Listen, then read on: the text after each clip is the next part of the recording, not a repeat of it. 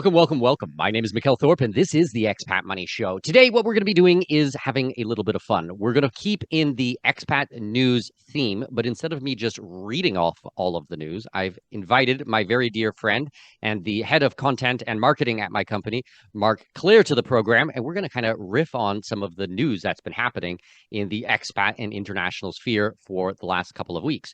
So, Marc, first of all, say hello to everyone. Hello, everyone. Hello, Mikkel. Welcome back. Hello. I'm good. It's good to be back, I should say. There you go. I forget who's the host sometimes. I've been podcasting for so long. Exactly. That's what I was about to say. Marc has what, 10 years, 12 years, 14 years podcasting. You could call it a decade plus. We can keep it vague. Yeah, we're not going to age you here. Exactly. Okay.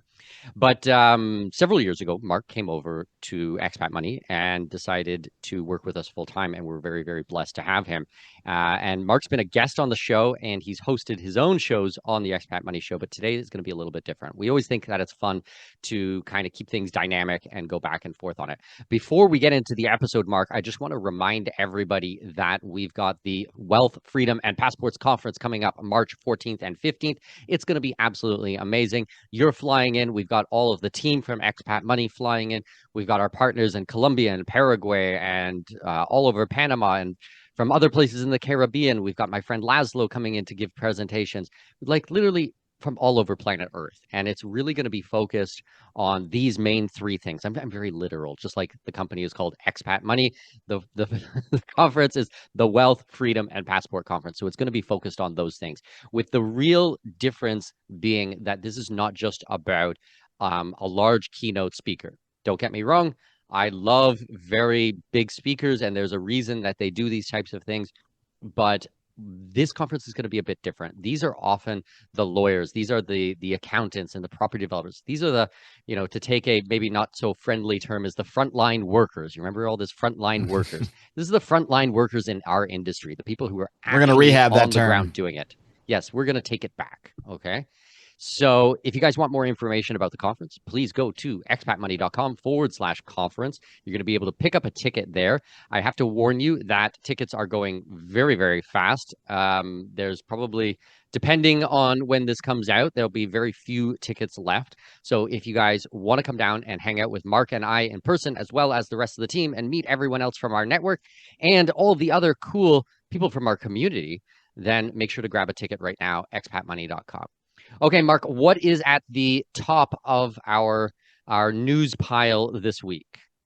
I think we should start with something that's anything involving Trump. Obviously, is just top of the news for anything. And Trump has spoken a lot about the Panama Canal, as we've discussed both in articles and podcast form. And he recently sent Marco Rubio, little Marco, came on down to Panama to meet with Panama's president. The main topic being, of course, the canal and Trump's claims about China's undue influence. As we know, it's probably a lot of a negotiation going on as things go with Trump. But what do you think about Marco Rubio being expressly sent down to Panama to meet with the president? Well, before we get into Marco's visit, let's just take one step back so we have a little bit of context, okay? I think that what Trump was doing is he was really marking his territory, okay? He came in on his inauguration speech. He mentioned Panama. It was quite interesting to have little old Panama, this tiny little country in the middle of Central South America, mentioned in the inauguration speech. But I think really what he's doing is he is marking his territory. So obviously, the borders of the U.S. are the Atlantic and the Pacific. And then he was saying, okay, we're going to take the Arctic. This is the rhetoric of Canada and Greenland. And then his borders, his southern borders, is not actually the Mexican wall that we're going to make them pay for. It's actually extends now all the way to Panama. So this is their sphere of influence. Now, I was out with someone for dinner the other day, and it was like, they're saying, oh, Trump's coming for you. I was like, what do you mean he's coming for me? He's like, no, he's coming for you specifically, Mikkel, because you're a Canadian. Yeah, but he's coming for Mikkel Thorpe. Because I am a Canadian. He's already gone for Canada. With Danish heritage, he wants to take Greenland, and now he wants to take the Panama Canal, which is like, this is who I am. I'm Canadian, Danish, Panamanian down here. So I don't know how I got Trump's eye on all of these things. So it was very interesting that he called out Panama in all of this. We went and did a really fantastic article, a giant shout out to our research team and everybody at Expat Money who helped make this possible. But we went through it line by line on every single one of his statements. You know, oh, 36,000 Americans died during the building of the canal. And it's like, well, that's not exactly true at all. Actually, the people who died were not Americans. They were most likely Caribbeans or they were Panamanians. A lot of it happened while France was building the canal. That was a different time period. It was from Malaysia. So malaria, excuse me. So there was a very different set of circumstances. He says that the Chinese controlled the canal.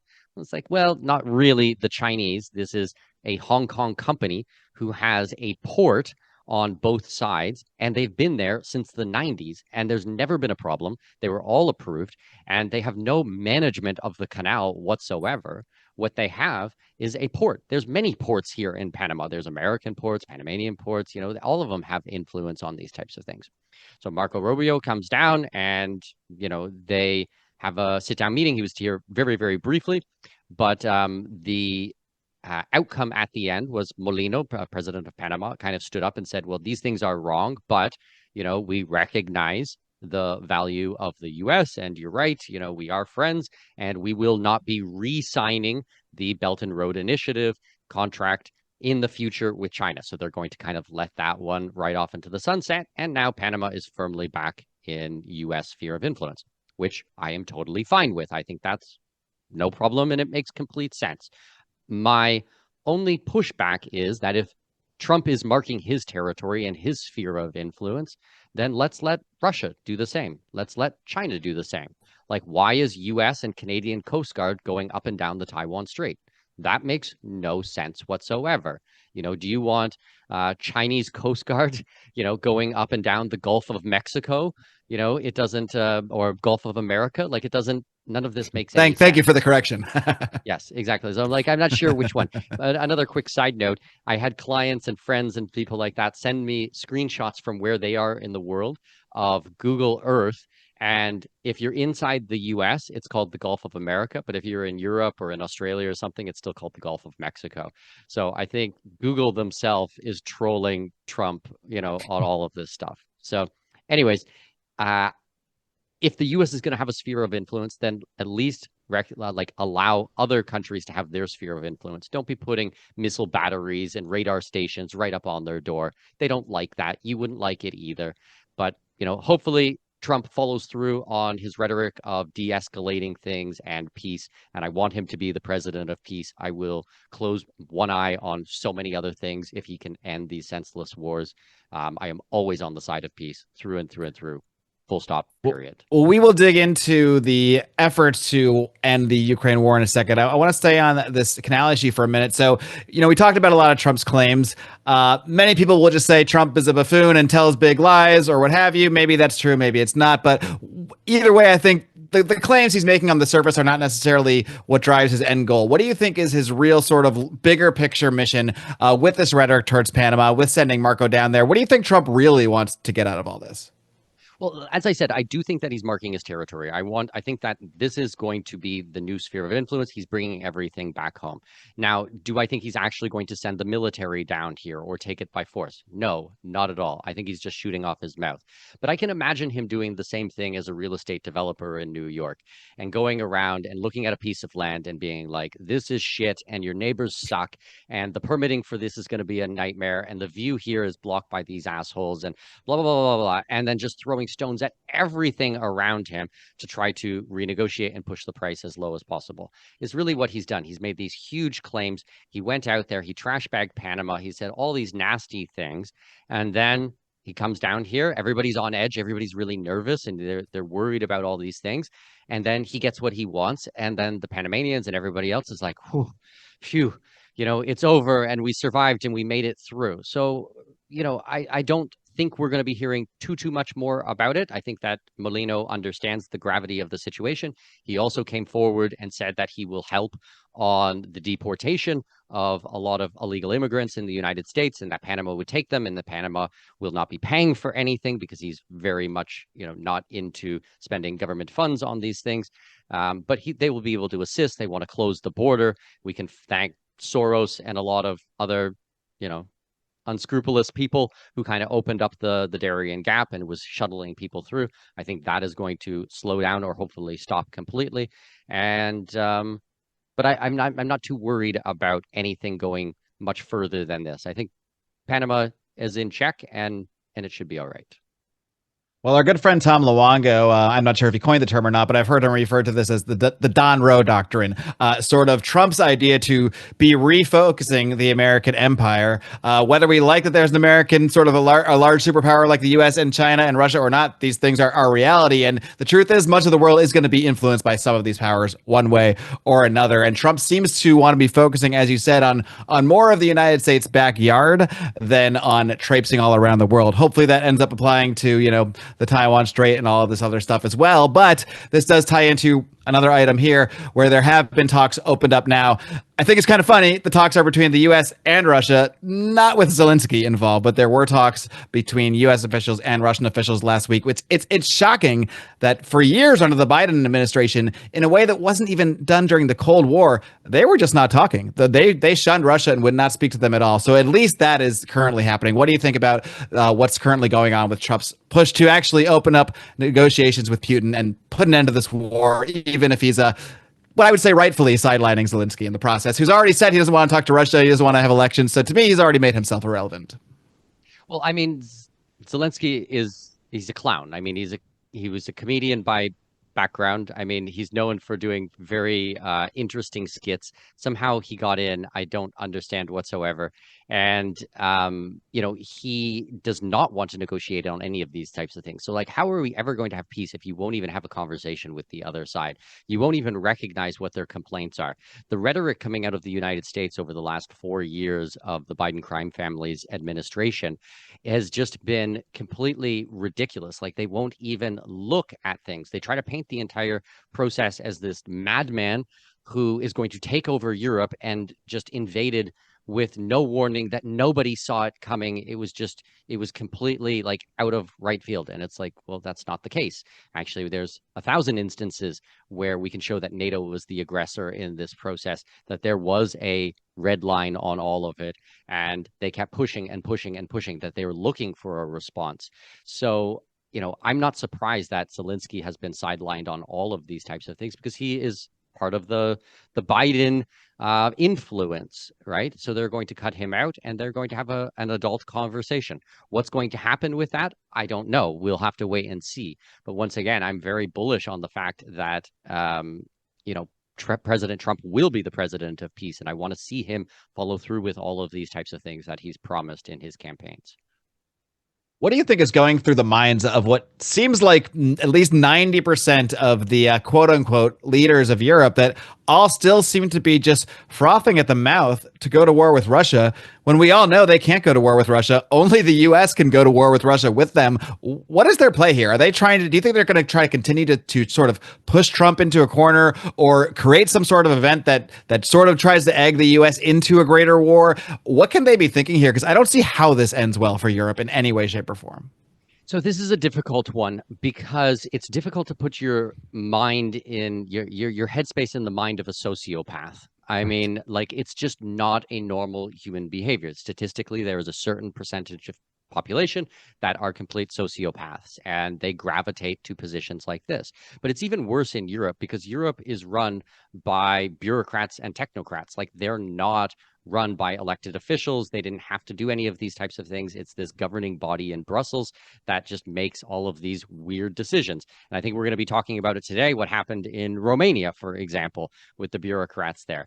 Like I can't get my brain in a position like this to try to understand because that's not who I am. I have emotions and I have feelings and I have empathy and logic, and I didn't sell my soul to Satan, So it's difficult to kind of understand what's going on. But I don't see there's any world where they're actually going to be better off or come out on top on any of these types of things. So it's a very bizarre situation. I've been looking for answers for this for years now. I have not come up with anything that logically makes any sense. Perhaps consider leaving Europe if you're there. That's all I'll say. Exactly. Give it a thought, depending on where you are. Expatmoney.com. We will help you get out. That is a dumpster fire. You don't need to be there anymore. We'll relocate you somewhere much better. Certainly. Well, I guess one possible option, if there's any content creators living in Europe to get out, there is a little interesting item that came up recently. The UAE, the place you used to live, has recently launched a golden visa specifically for content creators, for podcasters, video producers, and that sort of thing. It's basically an expansion to their current golden visa program, but it's actually creating, I mean, they're really putting money into this thing. They're actually creating a whole agency called Creators HQ. They're putting something like $40 million into this, into drawing content creators here. What do you think of this, Mikkel? And besides the fact that, geez, if only this was around when you were podcasting from the UAE. So I lived in the UAE from 2011 to 2019. I loved my experience there. Certainly, I wished a visa like this was available at that time. I was a professional podcaster while living there. The UAE is an incredible country in what they've been able to accomplish in such a like amazingly short amount of time. And they have very creative ideas that you're just not seeing anywhere else in the world. But once you hear it, you're like, hell yeah, why shouldn't that exist? And think about it, it makes such perfect sense because so much of the work that they've done with the buildings and the architecture, and so much of it is like Instagram worthy, and it really exemplifies what's on Instagram and YouTube and these types of things. So why not give a few hundred or a few thousand people who are influencers the ability to live in that country? I mean, that is free marketing on social media for your cities, for your country, just around the clock on these picturesque places. And then by having them come together in one spot and trying to help facilitate that creativity, you know, there's going to be so much cool thing that comes out of the area. Now, I do want to recognize that there were legitimate reasons that I left the UAE. The main ones being that the rhetoric from the United States towards Iran at that time was hot and heavy, and I didn't like it whatsoever. And I knew that they would use the UAE as one of the staging grounds. And just being across, just like we were talking the Gulf of Mexico, Gulf of America, we've got the Persian Gulf or the Arabian Gulf, depending on whose map you're reading. But this is Mm-hmm. just across the pond. Like it's really, really close. And I had a chance to visit Iran and I was there for 2 weeks and it's like a 2, 3 hour flight, something like that. So I didn't want to be in a place that was going to be so close to, the epicenter of World War III. Now, luckily, that has not happened in the last 6 years, but the threat is still there. It's absolutely still there. The other big piece being that where I lived in Abu Dhabi was not far from the nuclear reactors that they were building, and they had 11 nuclear reactors coming online.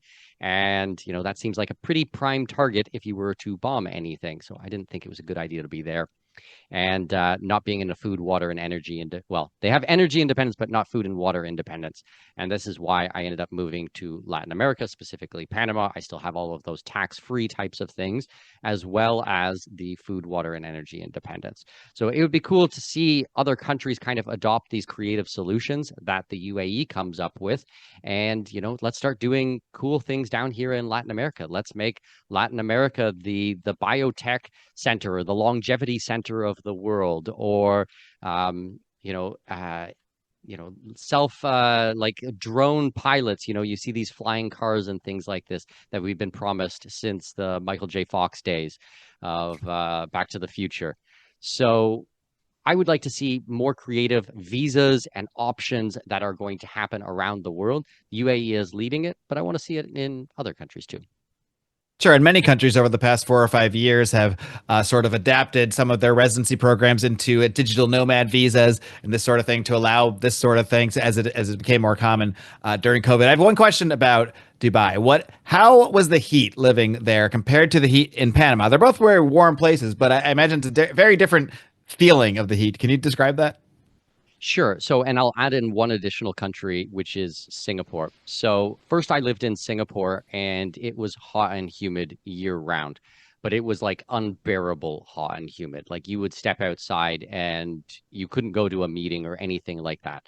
So, basically, they have to have underground walkways that go from building to building, to shopping mall to train line, because you could just, the humidity is just so insane there. And I despise that. But I did still like the heat. So then I ended up moving to the UAE. As I said, I was there for 8 years. They have an extremely hot summer period, Northern Hemisphere summer. So think June, July, August is going to be 50 degrees Celsius, 50 plus degrees Celsius, which is unbearable. So most people end up leaving the country. That's what we did. We would go to Switzerland, we'd go to Germany. I went over there, all summer long, which is also very funny because they have Ramadan and then nobody even wants to be around for Ramadan, which is basically they don't allow you to eat and drink during daylight hours. I heard that they've got more relaxed about it, but 15 years ago when I was there, it was quite strict. So they actually But enforced Ramadan countrywide. Oh yes, across like Wow. you would get in a taxi, they were not allowed to play music. You couldn't have Wow. water, you couldn't chew gum, you couldn't smoke a cigarette. All restaurants were closed. You could eat and drink inside your own premise, inside your own house, but in public, everything was closed during daylight hours for the holy month of Ramadan. I have heard it has become more relaxed, especially in Dubai. I was in Abu Dhabi, which is a 1 hour drive, hour and 15-minute drive, depending on the the lack of a speed limit there, basically. But the winter months in the UAE are absolutely gorgeous. You're looking at maybe 21, 22 degrees Celsius and maybe 16 degrees Celsius at the nighttime. So you didn't really need an AC unit or anything. You could have the window open, a nice breeze. It's just perfect, perfect, perfect. And it's just built for sitting outside and enjoying the amazing views and looking at the Gulf. And yeah, fantastic. Now, Panama is hot and humid year round, but it's bearable. Like it's 31 degrees instead of like 37 degrees or something like that. And that 5, 6, 7 degrees makes a big difference. So we go and exercise outside. I go for a walk. We go to the park with the kids. Yes, we have AC going inside, but if you're, at the beach and things like that, you get a nice breeze coming in from the ocean. It's amazing. So I think Panama is kind of the nice combination of these different places, and it suits my complexion and my skin very, very well. I don't want to be minus 20 and like my fingers crack and bleed and all of this kind of stuff. It's like, no, I'll be in a little bit of humidity and nice warm weather, blue skies and white fluffy clouds every single day. Sure. Especially when you're near the coast and get that ocean breeze, like you said, like you quickly forget what the number says because you feel a lot cooler. Sticking on Panama for just a minute. Back in December, Panama, well, I say officially, but they formally joined the Mercosur. It's an agreement between several Latin American countries, but they joined as an associated state. So there's a lot of details are still sort of coming to light on this, and obviously they will change as well. Just like BRICS has brought in Turkey as an associated state, it's not exactly clear how exactly that will play out in terms of their full membership or not. But maybe you could just give some of your general thoughts about this agreement. With any of these things, agreements between governments, there might be some good stuff. There might even be, extra regulations that aren't so great. Yeah, 100%. I mean, Mercosur is a very interesting agreement. It was started many years ago. The primary countries being Brazil, Argentina, Uruguay, Paraguay, Chile. Venezuela was part, and then they are suspended, let's call it. But it's interesting They're to on a see them. timeout right now. There, yeah, go sit in the corner. Exactly. It's interesting to see them bring in non-South American countries if, we kind of divide the line as the Darien Gap between Central America, or which I think is continentally considered North America, and then Colombia being the South America. So they have extended this to Panama. We don't know exactly what it is going to look like. You rightly pointed out they're associate member.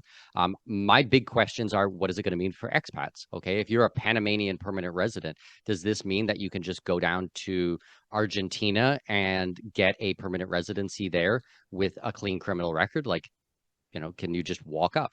Can we do that with a cedula? Do we have to be a Panamanian citizen? My application for Panamanian citizenship recently went in. So, that would be amazing for me and my family if we can do these types of things. The president of Paraguay was recently in Panama because of this Mercosur agreement, because he was meeting with Milei in Panama. And I actually had an opportunity to meet the president. I was invited to a special luncheon with others from the private sector, and he gave a very good presentation on the strengthening relationships between the different countries. I had an opportunity to meet the president of Paraguay the following week when I was down in Paraguay, and we got to sit down and I was giving advice to the government on how they could improve their immigration, what it means to bring foreigners into the country, foreign direct investment. So I got about 20 minutes to sit down with him and discuss these ideas one-on-one, which was super cool. Not going to lie, that was a very, very neat experience. And these countries are very open to having expats in the country and opening these things up. So with the Mercosur, we don't know exactly what's going to happen, but we're going to be following it in depth. And any news that comes out, we'll be publishing it at expatmoney.com. So make sure you guys are subscribed to the newsletter on there. And we'll report more as it comes available. I'm just curious how you see some of these trends continuing. Do you think that a lot of these countries in Central and South America are aiming to eventually form some sort of like loose kind of EU type conglomerate where you almost have you get a passport to one and you can pretty much roam freely? Do you think that's the trend, or is the trend more decentralization with cooperation? I think what they're doing is they're taking the best concepts from the EU, implementing those, and leaving all the horrible ones. So I don't think we're going to have a South American version of Brussels, which is this government body of people who are not elected telling other sovereign nations how they should manage their country. I also don't think it's going to be a complete open borders where you're just going to be able to live anywhere. As I mentioned, the way that it is set up right now is, yes, you can go and live in another country, but you have to bring in a clean criminal record. So they've pared down the amount of immigration documents that you're going to need to be able to get the residency. And I think that's good. I think that we should have, some things in place to make sure, who's going to borders. I think the pendulum has swung way too far in most countries, but a clean criminal record check, I think that's a reasonable requirement to live in another country. A lot of the Mercosur has to do with the free trade agreement. So the movement of goods, not just the movement of people. I don't think that they'll ever do any type of currency. There's too much differences. There's too much weird and wild things, with the currencies there. And it did not work in the euro. And it's destroyed productive countries like Germany, and it's propped up failing countries who can't get their fiscal house in order. So I don't think that they're going to do any of these types of things.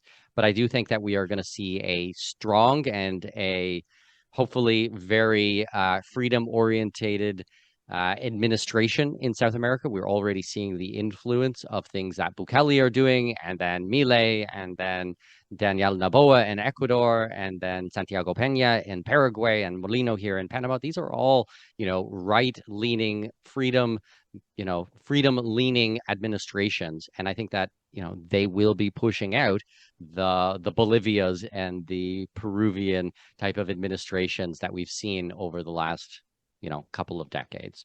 So I think it's going to be a good influence on there, and I hope that Mercosur is strong and valuable to expats. Well, it certainly will be an interesting trend to watch. Now we're going to go around the world a little bit. We're going to hop on over to the land of the Kiwis, over to New Zealand. Some news coming out of New Zealand that they've recently changed some requirements for their investor visa, is their active investor plus visa program, including simpler thresholds and also scrapping the English language requirement, which I found very interesting. There's some interesting stats on this not so very popular visa. The program has only attracted, get this, 35 approved applications in the past 2 years, registering an 84% drop in annual average revenue from previous years. So what do you think is going on with New Zealand? And why are they having trouble attracting expats? Well, correct me if I'm wrong, but the price point is extraordinarily high for this. And I would say that the buyers of this type of visa 15 million. 15 million. So that could be part of the reason for the the low number of applicants. Well, this is funny because I always get some people who will come to Panama and it's like, oh, it's a $300,000 real estate investment. You can buy the real estate anywhere in the country. It can be land, it can be commercial, it could be apartments, it could be a house, it can be pre-construction, it could be already built. You can split it in 2-3 different properties, be whatever you want. You can cash flow on it, you can rent it out, you can live in it, it can be a vacation rental, anything. You have full power. You can do anything you want. And some people just go, wow, 300,000, like that's too much. I'm not going to spend that on a visa. I'm like, really? And then you have this other one at $15 million right. for New Zealand at the bottom of the earth. That's a huge multiple of it. And what I was reading is in another article was that with that $15 million, you're not even allowed to own property. So you can't even buy land with it. So it's like they want you to come in. You don't have to speak the language, which means you're not going to assimilate with the people anyways. You're not going to make any friends or drive the culture or anything like this. And now you can't even own real estate there. So how are you going to integrate? It makes no sense. Like all of my work has always been about showing respect to the local culture when you move there. I learned Spanish. I'm always encouraging my clients to Mhm. learn Spanish. When you come down to Latin America or whatever country you're going to, learn the history, learn the food, learn the people. But now they're doing the opposite. They're saying, okay, you can come in. We want your money. We don't really want you. We don't want you, learning our customs or our ways. And by the way, you're not welcome to bring your family or anything like that because you can't have a house. It's By the way, ridiculous. once you get here, we're going to tax the hell out of you too. Yeah, 100%. FYI. Yeah. So, not a successful program. I don't think it's going to get huge traction, and I think that they will spin their wheels. But this is the stupidity and bureaucracy. They don't seek help from professionals like us at Expat Money. Countries like that. That's why I'm also very bullish on countries like Panama and Paraguay and El Salvador, because these countries are approaching our, professionals like us and asking, how can we make this better? What can we do? So the conversation is actually being had, but New Zealand, they think they know it all. And then these are the programs that they get. It's just such a mess. It's really a Sure, shame. this stuff reeks of a couple politicians sitting in a room that just don't know anything about anything versus what a lot of these Latin American countries are doing. They're actually talking to experts and trying to actually draw good people into their country. It's a totally different approach. And New Zealand used to be a very popular expat country for Americans and Canadians, I used and to live you just there. you just don't hear about it anymore Yeah, I for lived good there reason. 2005 and I had a wonderful time and I spent 1 year there and enjoyed the country immensely and did lots of hiking and skiing and it was just an amazing experience all around. But with policies like this, you're not going to attract foreigners. You're not going to attract foreign direct investment.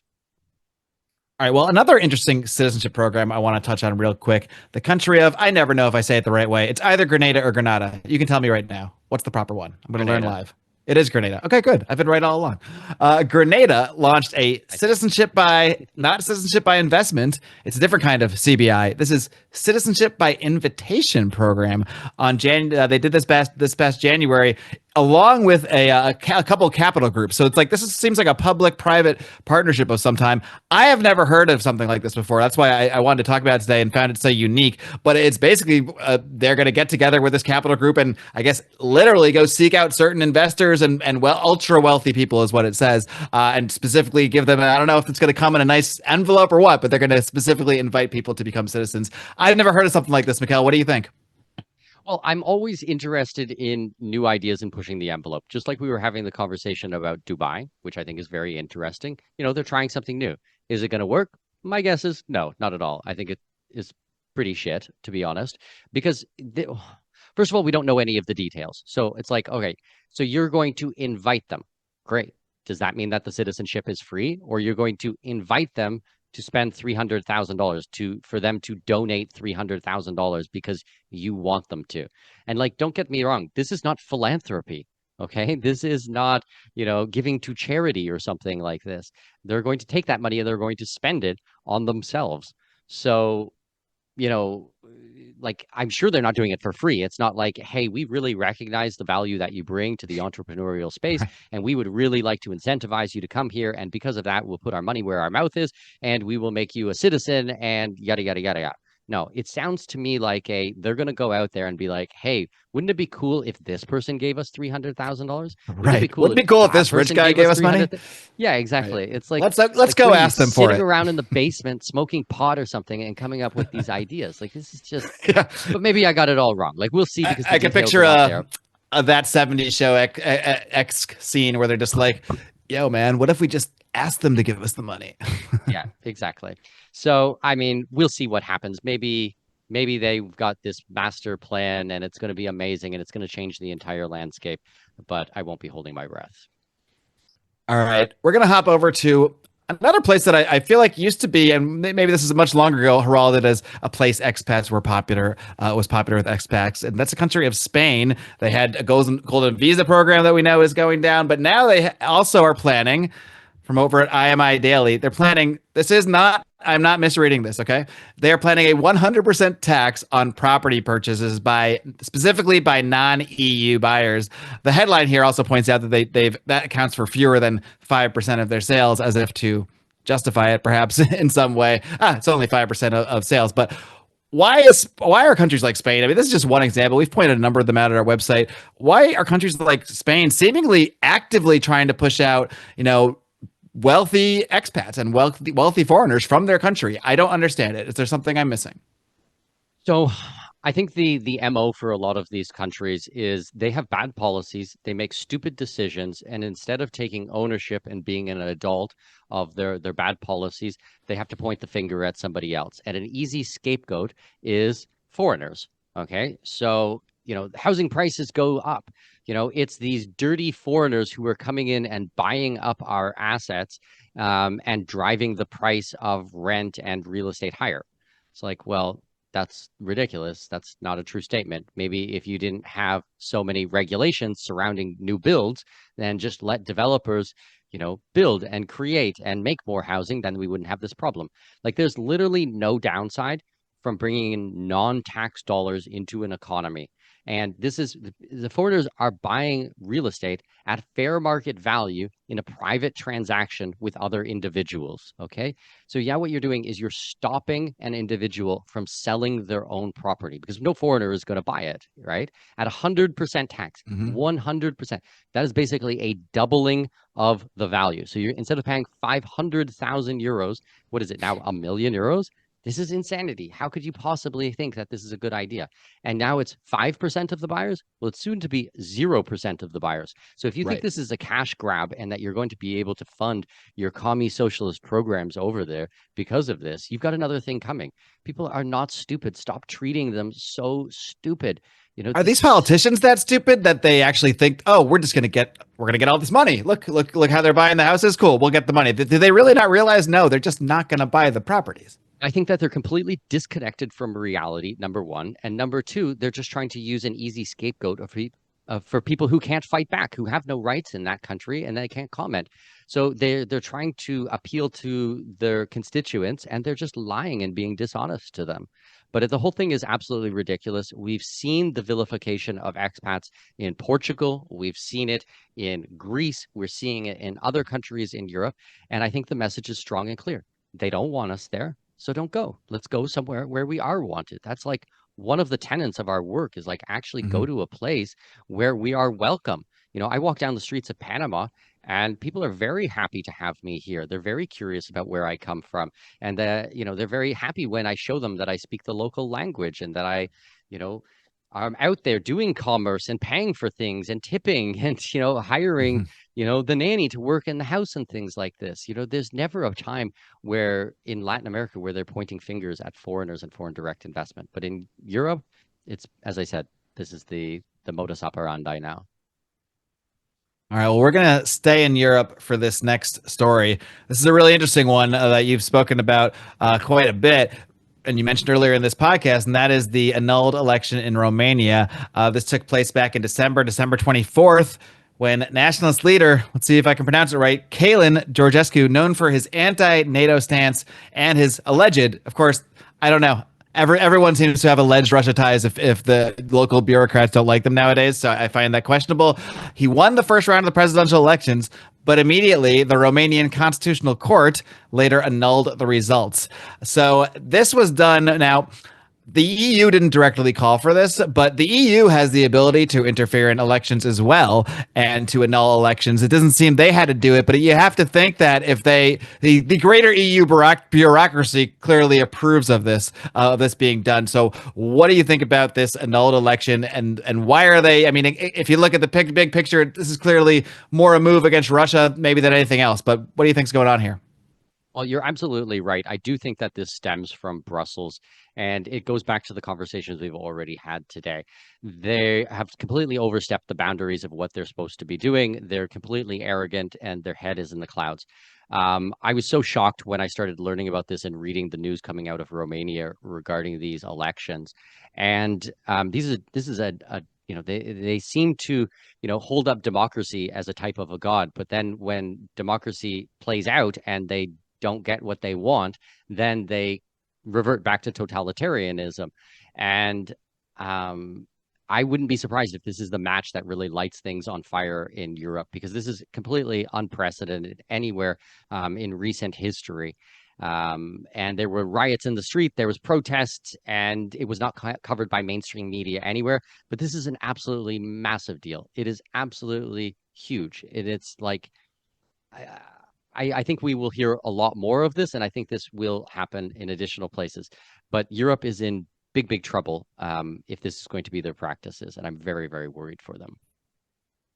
I don't give investment advice, but if you can short Europe, I might try to do that.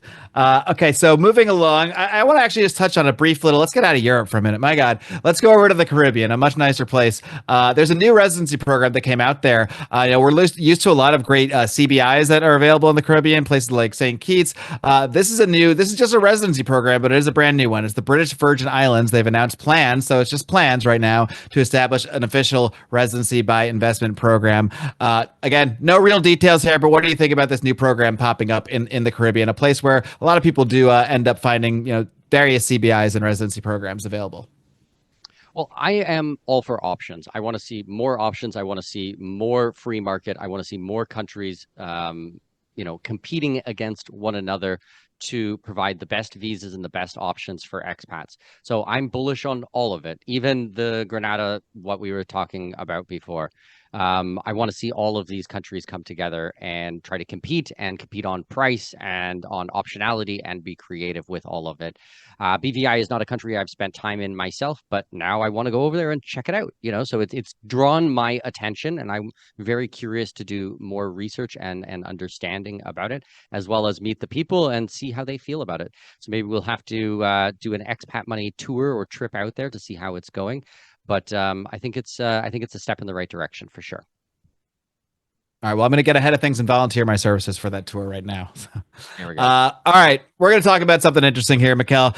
No secret, you and I both, and I'd say probably most of the team here at Expat Money, big fans of Javier Milei, big fans of a lot of what he's doing, probably most of what he's doing in Argentina. But we can't not look at this one, Mikkel. So you've heard, I'm sure, about how Javier Milei basically tweeted out a promotion. He's later said he wasn't promoting it, but he did tweet it out. So or exit out or post it out, whatever we're calling it now. This Libra coin, it went up and it crashed right down. And oof, it is not a good look, Mikkel. It is not a good look. What do you think about what happened here with Milei? Well, see, this is the nice thing of being freedom focused. I can call out the good things that people do and the bad things that people do. I don't have to just be in, the fanboy camp and just be like, yay, everything they do is great and they walk on water and everything like that. I love Milei. I think he's fantastic. I think he's doing amazing things in the country. And I'm sure he's going to hate this because I think he's a subscriber or a follower of our X account because he keeps retweeting. He did retweet you the other week. That legit happened. Yeah, he's retweeted us a couple of times at Expat Money. So that's amazing to see. But I got to call a spade a spade. This was a bad look. Don't be pushing out shit coins. Like, what are you doing? Like, okay, if you want to do one, just do Bitcoin. Like, why a shit coin? Why, in the name of God, would you be pumping and dumping a shit coin? You're the head of state for Argentina, which is trying to do some amazing things, and a shit coin. It's just terrible. Sorry, Javier, but I got to call a spade a spade. Bad decision. I won't hold it against you. Hopefully you've learned your lesson and we won't see a repeat of these types of things. I know that they want to take him to court over it. I don't know exactly what's going to happen with that. We'll have to watch that play out. But overall, not a good look on any front. There are apparently some politicians in Argentina that have moved for impeachment over this. I kind of doubt that's going to happen. That's a far cry, I would say. I agree. It's like, every week this Congressman Adam Schiff calls for Trump's impeachment. It's just a thing, it's a thing people got to do sometimes as part of their silly political games. I gotta say, the good thing is at least it's not his coin. It's not, he has no financial stake in it from all accounts. So it just seems like a dumb decision to promote. But boy, for a guy who's as sharp as he is, it's kind of hard to believe that he would be dumb enough to do this. But it seems he did, unless I mean he hasn't denied that he's the one that posted it on his own account. He didn't get hacked or anything like that. Well, So I don't know what would be worse, his account getting yeah, hacked that and it would be being worse. pushed I out. think that would be worse. Yeah, I think that might be Ooh, worse. that would be pretty bad. But I mean, he's an economist. Like he's like a classically trained That's why economist. it's Like, such a bad look to me. Like you should be oh, able to take one look at this thing and be like, no, this is not something I should economically be suggesting to anybody. it's very bizarre. The whole thing is very, very, very weird. But I mean, on the same vein, Trump and his meme coins, like that True. is the I mean, biggest cash grab I've ever seen. I can't only difference believe is that. Trump's didn't crash. I mean, so we could be saying the exact same thing there. Oh, that is crazy. I just can't even believe that happened. If you had even described that to me 6 months ago about the Trump meme coin, right when he's Mhm. taking office and, pumping and dumping that is just like mental. It's pretty crazy. It's pretty crazy. I almost have this weird feeling that the Trump is about this has talked about this U.S. Sort of direct investment fund, and I feel like that's gonna be the U.S. Treasury is gonna be full of Trump coin at some point. Anyway, we'll see how that all goes. One more little small item here, Mikkel. This is a very interesting other citizenship program that has been announced by the country of Sierra Leone. They've announced a couple pretty interesting things lately. Country of Sierra Leone, we actually did the team and I put together a great special report, an emergency bulletin on this program, as well as their Go for Gold citizenship program. But this one is a 90-day, it's basically a 90-day fast track to citizenship. It even says you could get citizenship in as little as 90 days, but they're calling it a 90-day because I guess that's pretty much what it should take at the maximum. So again, without too many details, I know you're always open to more options, but what do you think about this one? Yeah, I think it was 60 days and 90 days was what they were proposing. First Correct. of all, 60 let is me like say, you could get it as little as 60 days, it says. yes, correct. Exactly, exactly. I think it's amazing. I think it's a really cool program. And clearly they brought in someone very smart, very creative, in to consult on the program. I don't know the person personally, but I have to give credit where credit due. This is an amazing looking program for a country that most people have probably never heard of. My understanding is that you will actually be buying physical gold that's mined in the country, and you will be having it vaulted there as part of the process. And then at the end, you can liquidate it or take possession of it. So it's really backed by gold, like physical gold, not paper gold, not something, an ETF or something like that. It is mined by there. So thematically, it even makes sense. Like it's just cool on so many levels. And all of the details, as you rightly pointed out, we did an emergency bulletin on our membership. So if you guys actually go to expatmoney.com/membership, you guys can learn all about our business class, first class, private client, all of these types of things on there, and get access to this one and a whole bunch of other ones. But it's an amazing program. I'm looking forward to learning more as it's being rolled out, as we see successful applications come in. Heck, I might even do it myself. I'll have to see how the details land, but I could be African, why not? I'm going to be Why not? Panamanian. Why not? I'm You, Saint-Kishian. I could be African. I think Africa's you could amazing. I add traveled African to your to your Dutch, Canadian, Panama. Maybe we'll see if Trump goes after Sierra Danish, Leone. Then Danish. oh yeah, David. We'll see if Trump goes after Sierra Leone next. Then we'll know. We'll know that he's listening. Yeah, no, I've traveled pretty extensively through Africa. I've, drove across South Africa, Botswana, Zimbabwe, quickly went into Zambia. I've been to Kenya, Uganda. I've been to Nigeria multiple times, pretty much every country in North Africa. I'd love to go to Sierra Leone. I already own apartments not in Sierra Leone, in another country in Africa. I own an apartment there, so could be very cool. We'll see. Very interesting. Well, Mikkel, that's the end of my news stack. That's all I got for you today. Well, I think this was fun. If you guys enjoyed this little bit of banter on the news, then I want you to go to expatmoneyforum.com and just leave us a comment in there. Let us know what you think about this format. Marc and I have been very, very dear friends for, I don't know, 7 years now, 6, 7, 8 years. I don't Something know like how that. long. So there's always cool things that go back and forth on our desks. And it's, we comment on them privately all day, every day. So we thought we would turn on the microphone for you guys. And if you want to come and spend time with Marc and I, then I highly encourage you to come to the Wealth, Freedom, and Passports Conference happening live in Panama City, Panama, March 14th and 15th. You guys can grab tickets at expatmoney.com/conference. Yes. And Marc, if you disagree with much. anything we said today, you can always, you can come down and argue with us if you like. There we go. I like having conversations about these things, just like we were talking about Zelensky not wanting to talk to anybody. We're the opposite. We want to talk to everybody, and let's have the conversation. Come on Marc, down. thanks so much, and I will Thanks, talk to you Miguel. soon.